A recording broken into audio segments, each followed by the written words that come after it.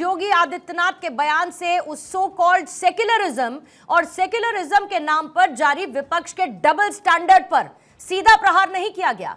और कांग्रेस को क्या खुलकर निंदा नहीं करनी चाहिए, मानवाधिकार को धर्म के चश्मे से नहीं देखना चाहिए, बराबरी से इस पर एक नजर जानी चाहिए विपक्ष की?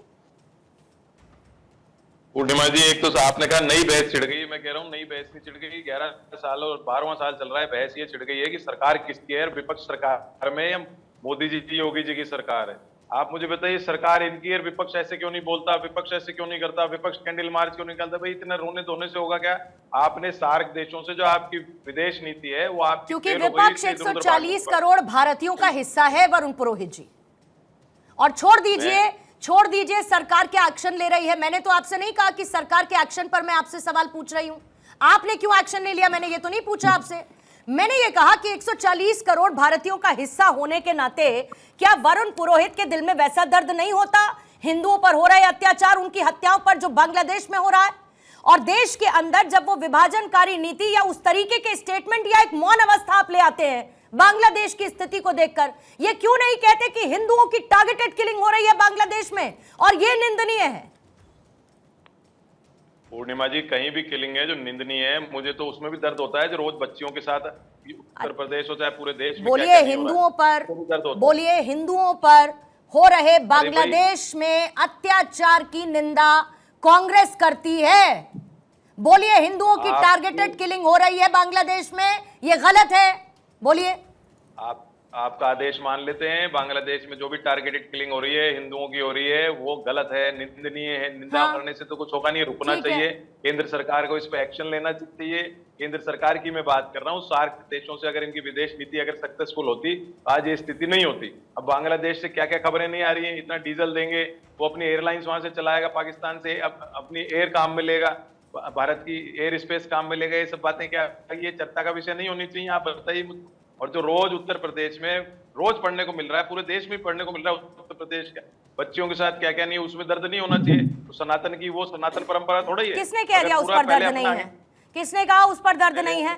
पूरे देश में कहीं पर भी बच्चियों पर, महिलाओं पर, वो सब कहां से, उस पर किसने कह दिया दर्द नहीं है?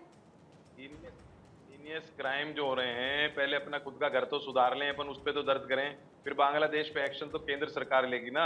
हम तो आप कहोगे जो बोल देंगे हमारे को, आप कहोगे जो डिक्टेट आप करोगे, मैं बोलने को तैयार हूँ, मुझे आई हैव नो ऑब्जेक्शन। नहीं, और मैं आपके बयान को कांग्रेस का आधिकारिक बयान मानूं?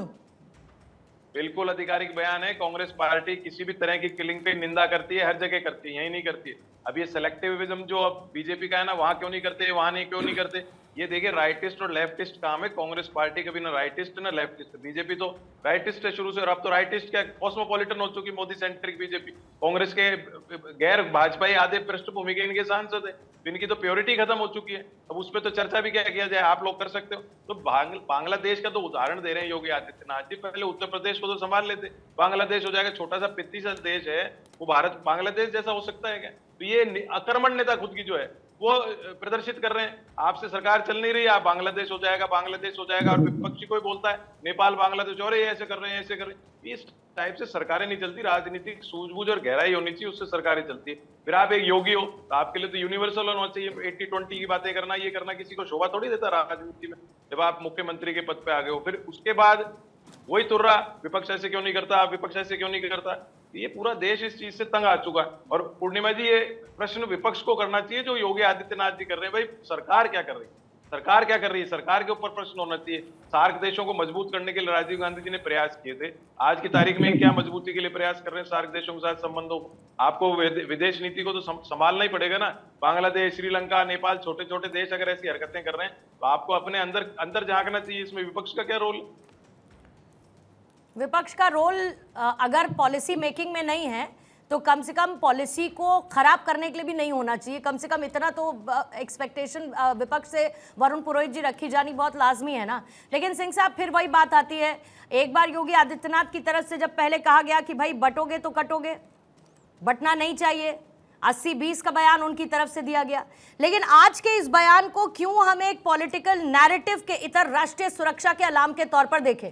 और साथ ही अजीत डोभाल की तरफ से भी जो बात की गई, भविष्य के लिए देश तैयार हो, ऐसी कोई परिस्थितियां पैदा ना हो देश के अंदर, ये कैसे तय होगा?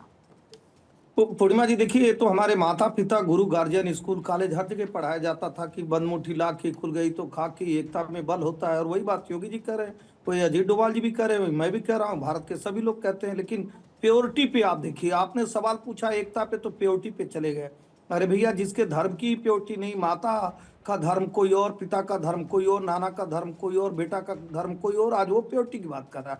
हम पूछ रहे हैं कि भैया आप इस नाते पूछा जाता है, विपक्ष के नाते नहीं, भारत तेरे टुकड़े होंगे इंशाल्लाह इंशाल्लाह, वहां भी देख आप चले जाते हैं। और जब आप कहते हैं कि ये तो भटका हुआ बेचारा है, ये हालात का मारा हुआ है, उसमें तो सोनिया जी रोई थी, इसलिए पूछा जा रहा है कि आप राजनीतिक रूप से, वैचारिक रूप से, सांस्कृतिक रूप से आप भारत के साथ ही क्यों नहीं जुड़ के रहते हैं? आप भारत तेरे टुकड़े होंगे इंशाल्लाह में ही क्यों मजा आता है? अगर आपने कहा निंदा होनी चाहिए, कहीं कोई भी ऐसी घटना हो रही तो निंदा हो रही है, लेकिन वो बेचारा हालात का हमारा एक ही क्यों नजर आता है? और जब सीए लिया जाता है वो भारत के लोगों के लिए तो लिया जाता है। बांग्लादेश में जो हमारे हैं, जो बेचारे हैं, जो लाचार हैं, उनको जब भारत में ले आने की बात होती है, चाहे पाकिस्तान से, जहाँ से 26% से 0.01% रह गए, जहाँ 22% से 3% रह गए, तो विरोध कौन करता है? कांग्रेस पार्टी कहती है। इस नाते कांग्रेस से पूछा जाता है, कांग्रेस के प्रवक्ता से भी पूछा जाता है कि जब वो झोरा बोरा लेकर, बैग लेकर आती हैं और पार्लियामेंट में दिखाती हैं फिलिस्तीन के मामले में, तो बांग्लादेश के मामले में भी दिखाना चाहिए, उस तरह के झोरे ले आना चाहिए। प्रतीकात्मक वो तो कर ही सकते हैं, विरोध तो आप कर ही सकते हैं, लेकिन वो विरोध नहीं करेंगे। क्यों? क्योंकि वोट की तुष्टीकरण का कार्य करना और शुरू से करना है। क्योंकि अंग्रेजों की बनाई हुई पार्टी, अंग्रेज तो आए थे देश लूटने के लिए, अब अंग्रेजों ने एक पार्टी बनाया, ये समझ नहीं आया देश को, वो इतिहास में पढ़ा दिया गया कि अंग्रेज आए लूटने, और उसी एक अंग्रेज ने भारत बचाओ नाम की एक पार्टी बना दी। कैसी बना दी? यही पार्टी, यही इन्हीं लोगों से कहा जा रहा है, चाहे कांग्रेस हो चाहे कोई भी विरोधी पार्टी। आप बोलिए तो रही बात आपने भारत की कही, आज भारत में एक मजबूत सरकार है, नहीं तो आपके पड़ोसी बांग्लादेश में, श्रीलंका में, म्यांमार में और नेपाल में जो कुछ भी आ, उस तरह की बहुत सारी गतिविधियां भारत में कराने की कोशिश की गई। कभी किसान आंदोलन के नाते पे तालिबानी झंडा लेकर, खालिस्तानी झंडा लेकर कोई लाल किले तक चला जा रहा है, कहीं पे ऐसे नारे आ रहे हैं कि यहाँ पे भी नेपाल हो जाएगा। कांग्रेस के लोगों का बयान इसलिए कहा जा रहा है, इसलिए बार बार कहा जा रहा है, बटा सो कटा। और एक बात और लास्ट में पूर्णिमा जी कहती है, कौन नहीं जाना, ये भारत जब बटा, भारत का बंटवारा हुआ, तभी करोड़ों हिंदू और मुसलमान, मैं हिंदू और मुसलमान दोनों को कहता हूं, वो क्यों कटे? भारत माता की जयकारे का नारा लगाकर भारत की एकता और भारत की अखंडता के लिए, भारत की आजादी के लिए जो हिंदू लड़ाई लड़ रहे थे, वो जो मुस्लिम लड़ाई लड़ रहे थे, वो क्यों कटे? एक कुर्सी के लिए जो बंटवारे की राजनीति की गई, जो भारत के विभाजन की नींव रखी गई, वो कांग्रेस के नाते रखी गई। इस नाते कहा जाता है बार बार, हमारे यहाँ जब मुस्लिम शासक आए, वो भी भारत के रजवाड़ों को बंटवारा करके बांट के, आज भी हम हिंदू मुस्लिम सिख ईसाई सभी भाई भाई हैं,